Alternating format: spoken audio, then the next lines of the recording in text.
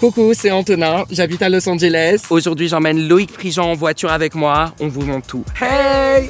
On est à Los Angeles avec Antonin, notre idole, starlet, icône, future légende. Le soleil, waouh! Ouais, glow up. Bonjour, bienvenue à Los Angeles.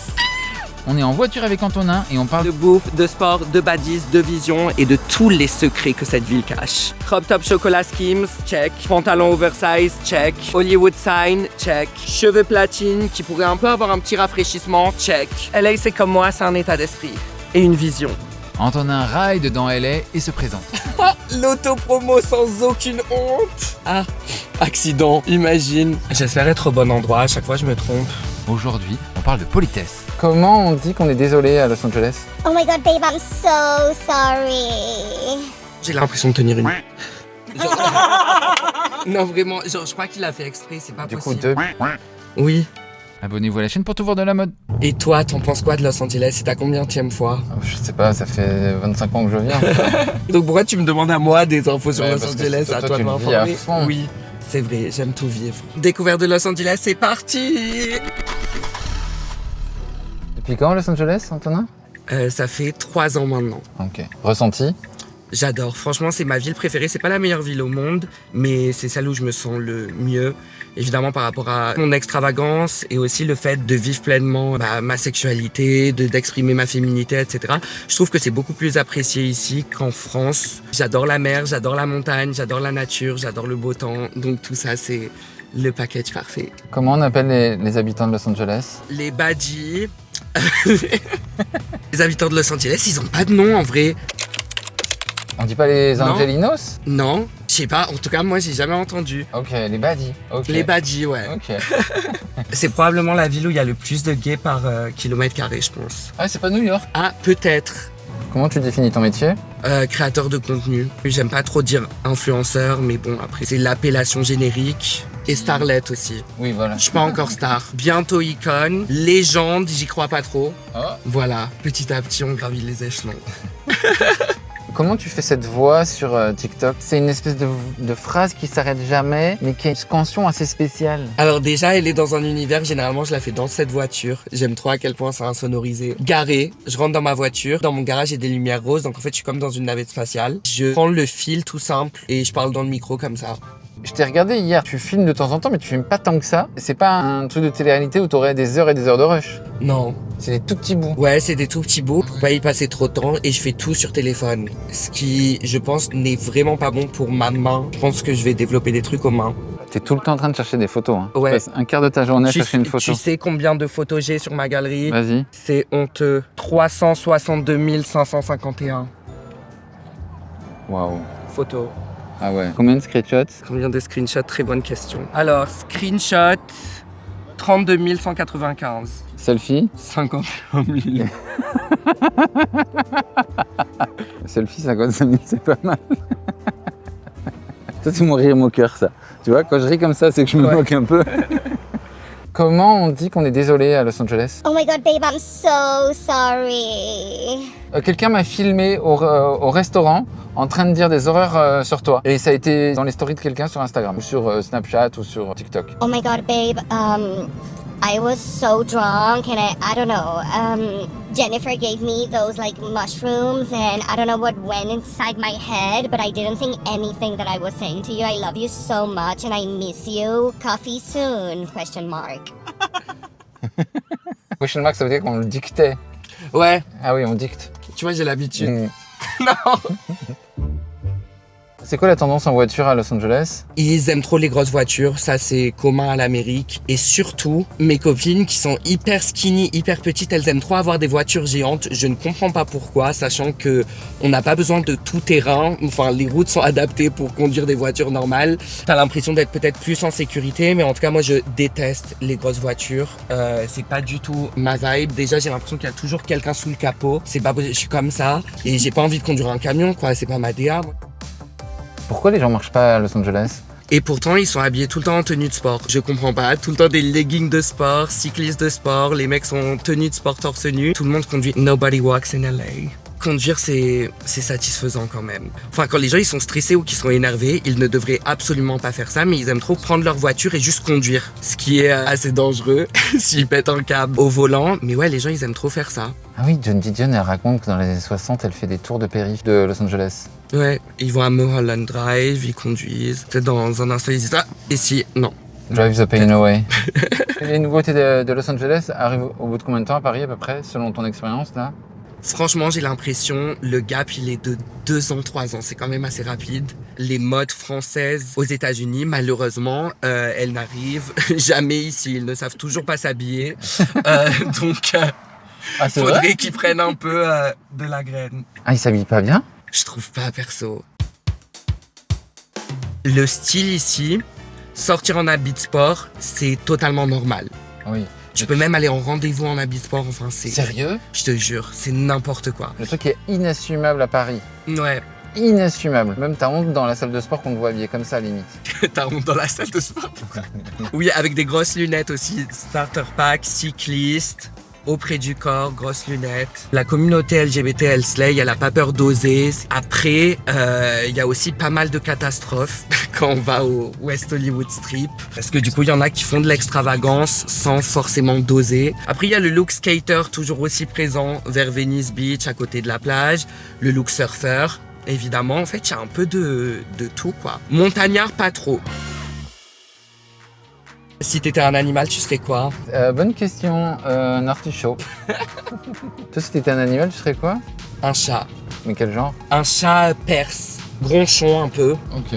Il y en a un que je veux absolument, faut que je te montre ce chat, Loïc. Je ne peux pas prendre mon téléphone au volant encore en caméra, mais il faut que je te montre Antoine, ce chat. on va encore faire un accident. Personne ne valide l'ADA et j'ai l'impression que tu auras peut-être la vision. C'est le chat le plus gronchon et star que j'ai jamais vu de ma vie et je veux ce chat. C'est un chat, on dirait que tu lui dois de l'argent. Mais il tire la gueule constamment. Et puis les voisins avec les Kardashians, quoi. Il a totalement raison, il est jamais content. Regardez comment il tire la gueule. Je le veux. T'as la vision ou pas? Parce que tout le monde me dit, Antonin, t'es taré. J'adore. Mais je suis pas à ce statut-là. Pour avoir ce chat, il faut que j'ai la villa qui va avec. Il faut que le chat, il puisse se permettre d'être aussi hautain comme ça. Là, non. Choupette vibes. Choupette. Choupette était méchante. Et méchante, oui, mais ouais. je l'ai vue à un événement Cacharel, ouais, elle voulait pas sortir du truc et tout, alors qu'elle a été payée en plus, hein. Mais elle a pas rempli son contrat.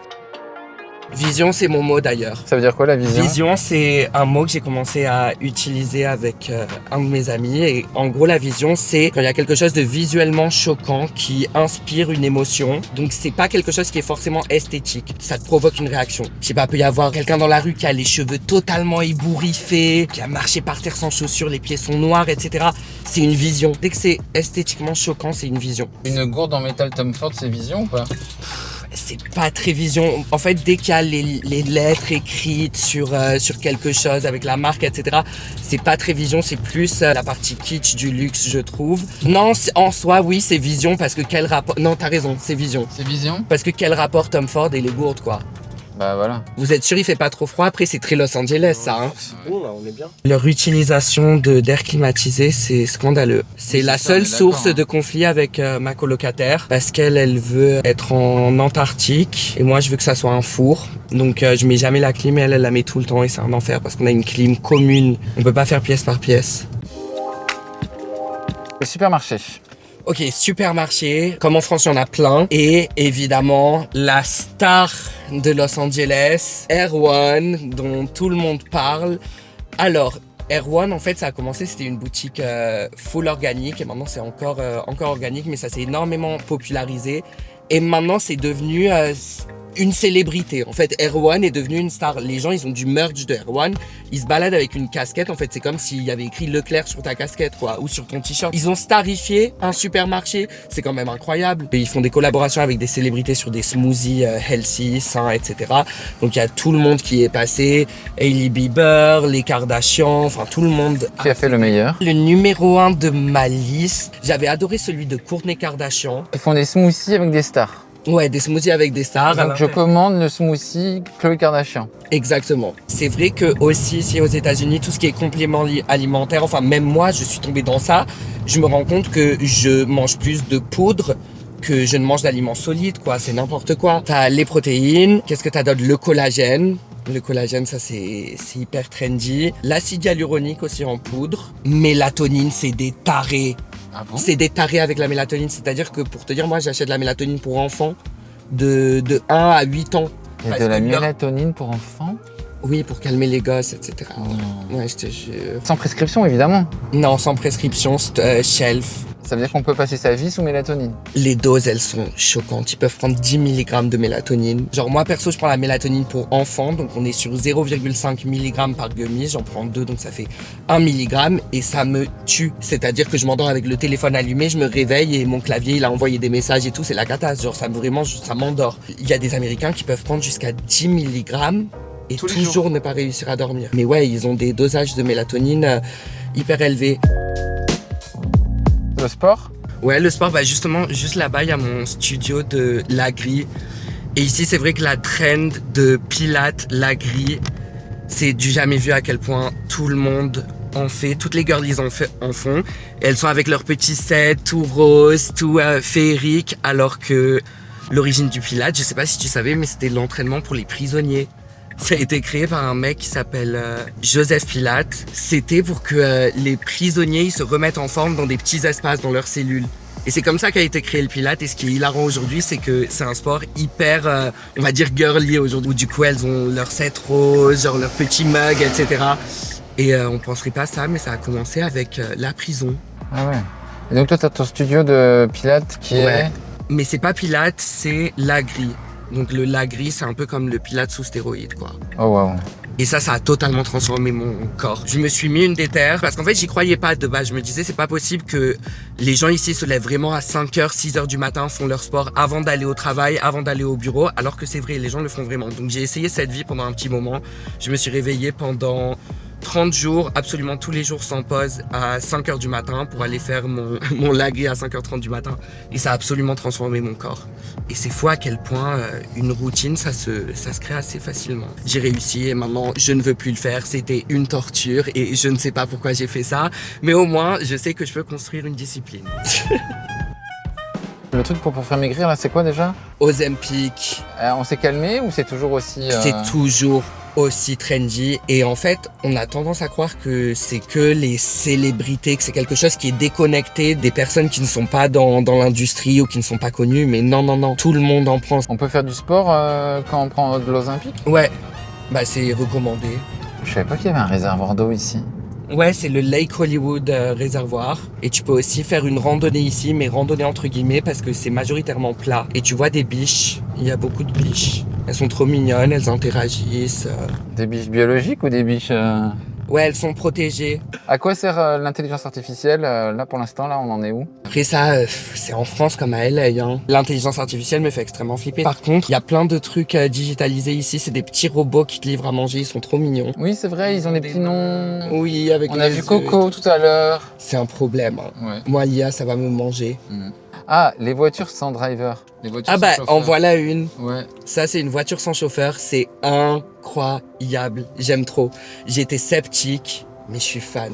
Déjà, tu peux rentrer, tu peux boire et manger, faire ce que tu veux. Bon, après, il faut rester respectueux. C'est hyper safe. Franchement, il prend des décisions super intelligentes. Tu fais ce que tu veux dans la voiture, tu contrôles la musique, tu contrôles la température, t'as pas de chauffeur. Tu peux t'asseoir aussi au siège chauffeur. C'est un rêve. Au début, c'est très spécial, mais tu prends tellement rapidement l'habitude. C'est propre? Ouais, c'est hyper propre. Comment il les nettoie? Je sais pas, très bonne question. Peut-être elle s'auto-nettoie, tu vois, comme les toilettes publiques. Sûrement. Moi, Comment on gère ces piles sociales à Los Angeles? alors évidemment, dès que tu vois quelqu'un, c'est Pour que ce soit performatif, c'est ouais, ça? c'est assez performatif, mais après ça devient un peu ton identité, mais c'est positif, ça te met le sourire en fait. Donc si mais je suis à la française, c'est pas assez du coup. Ouais, Parce que moi, je vais penser, ah, j'ai mon charme à la française. Non. je pense que t'es rude. Ah ouais, ok. French are rude. Les Ah Français ouais. sont méchants. Je trouve aussi qu'ils sont très casaniers parce que du coup, il y a tout cet acte performatif en société. Après, tu restes beaucoup à la maison. Moi, je reste beaucoup à la maison. J'adore la maison. Enfin, j'ai plus trop de notions de ce qu'est la vraie vie. Bah non. Non, quelle horreur. Est-ce qu'on est cerné par des gens qui travaillent dans l'industrie du cinéma, de la télévision, quand on habite à Los Angeles? Franchement, ouais. Il y a, évidemment, tu croises beaucoup plus de aspiring, de personnes qui cherchent à accéder à ces industries. Mais oui, toute l'industrie du film et du cinéma, elle est grave là. Ouais, ici, c'est là où il y a tous les acteurs, chanteurs, producteurs, enfin... Est-ce que la légende est toujours vraie que tout le monde a un script en poche? Tout le monde a un scénar en poche. C'est vrai? Oui. Tout le monde. Oui. Non, et vraiment. J'en ai pas. Parce que c'est moi le scénar, c'est comment je mène ma vie. Donc j'ai pas besoin de scénar. Il est quotidien. C'est une télé-réalité constante. Mais tout le monde a un scénar, oui. Ah ouais, ta colocataire a un scénar? Ouais, elle a un scénar. Ah ouais. Elle a un scénar sur plusieurs pages. Et je pense que son scénar, il va se faire. Moi, je pourrais avoir un meilleur accent anglais. Faut que la langue, elle soit vraiment genre...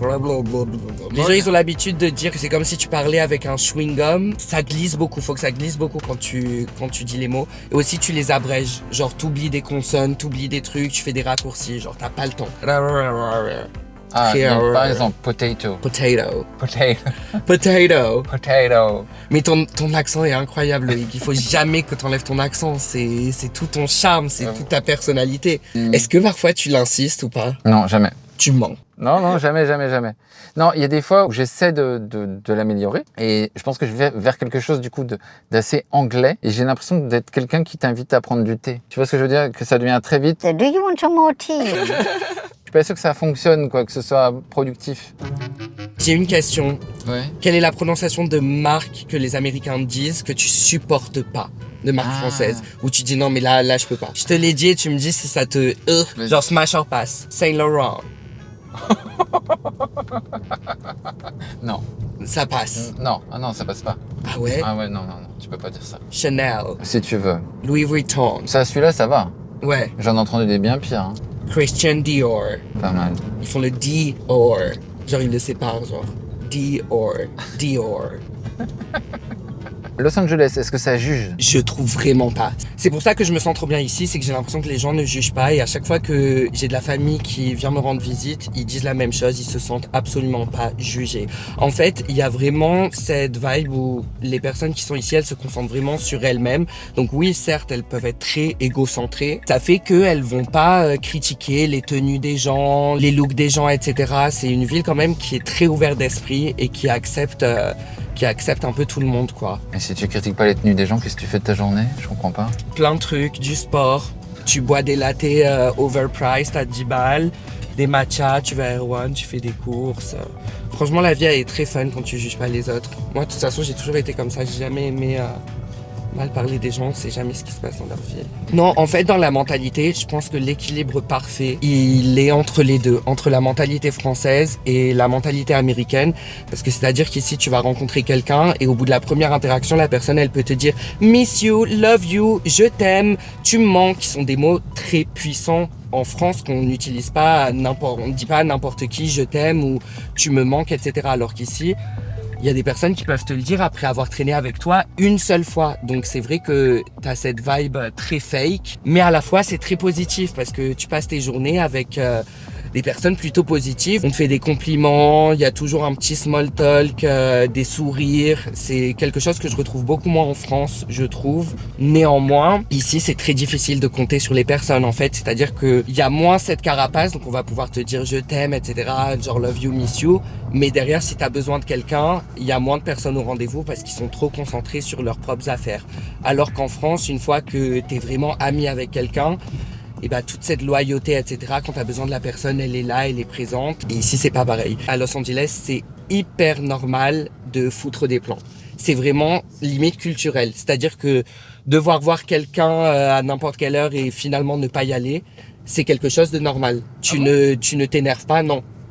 C'est comme ça, franchement, et parfois il y a même pas de raison. Généralement les gens donnent des excuses, genre je suis malade, nanani nanana, mais parfois ils peuvent juste dire non, je peux pas, c'est comme ça quoi. Il y a un mot qui s'appelle flaky. Flake, c'est le verbe de foutre un plan.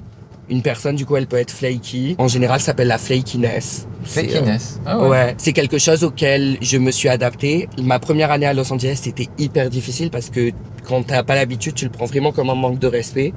On te fout un plan, évidemment. Mais je m'y suis habitué. C'est vrai que maintenant, quand je rentre en France, parfois, je fous des plans et je me reçois un tsunami dessus et je ne comprends pas.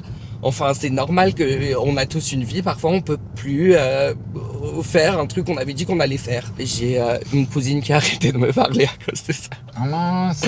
Mais ça va mieux. Comment elle s'appelle? Éléonore. Présente tes excuses à Éléonore. Éléonore, je suis trop désolée de t'avoir foutu en plan cette fois-ci. Qu'est-ce qui s'est passé? C'était quoi la limite? Écoute, j'aime pas donner des excuses quand on blesse quelqu'un, faut juste dire désolé. Donc, je suis juste désolée. Je ne peux pas trop promettre que ça se reproduira pas. Maintenant, je fous des plans. C'est qui je suis. Et les fripes des Kardashians? Le Kardashian Closet, bah oui. C'est un bon plan ou pas? Bah, je n'ai jamais trop regardé, j'ai dû aller sur le site 2-3 fois, mais là j'ai une amie qui a acheté, qui a fait une affaire de fou, qui a commandé un Chanel XXL à un prix beaucoup plus bas que celui du marché, que j'unboxerai sur mon TikTok, @Antonin.